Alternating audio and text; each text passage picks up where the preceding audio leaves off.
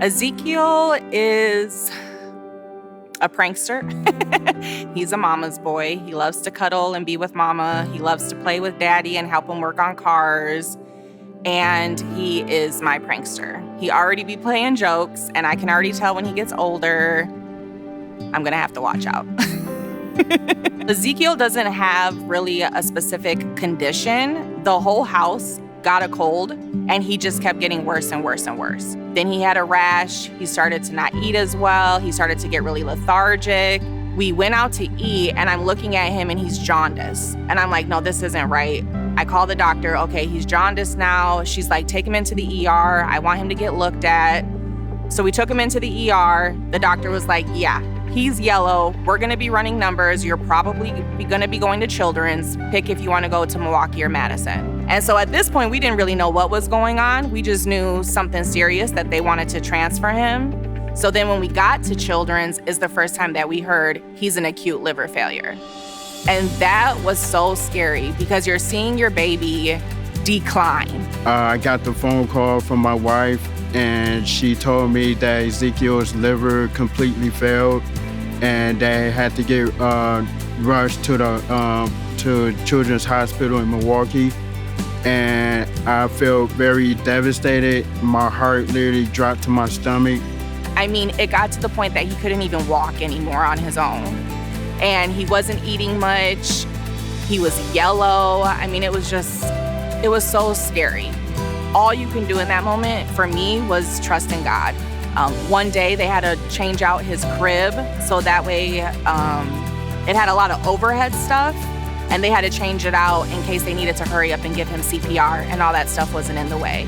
And then sure enough, he did end up getting a liver, and he had 4 surgeries in 1 week to have that transplant take place. Your little baby is being put under. And then not only was he put under, but he had to remain open because the liver he received was a little bit larger. I'm just proud of him, how tough he is. He's a very tough child. We decided once he was doing better, we wanted to do the Make-A-Wish, and he chose to go to Disney. We thought that would be great for the family, and he was a perfect age for it. They love, the Disney characters, the Disney shows. And so Disney's where we went, and he just had an awesome time. It was so amazing, the treatment. We stayed at Give the Kids a World Village, and they truly made our wish come true. It was a beautiful experience. He got treated like royalty, which really touched my heart because in everything he had to go through,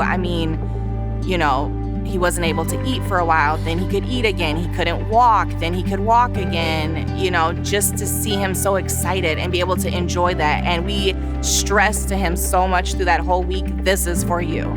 This is because of everything you went through, because you're a warrior, this is why you're getting this treatment. And everybody went out their way to make it so special. It was so amazing. It was one particular ride that me and him went on. It was like this GM car experience.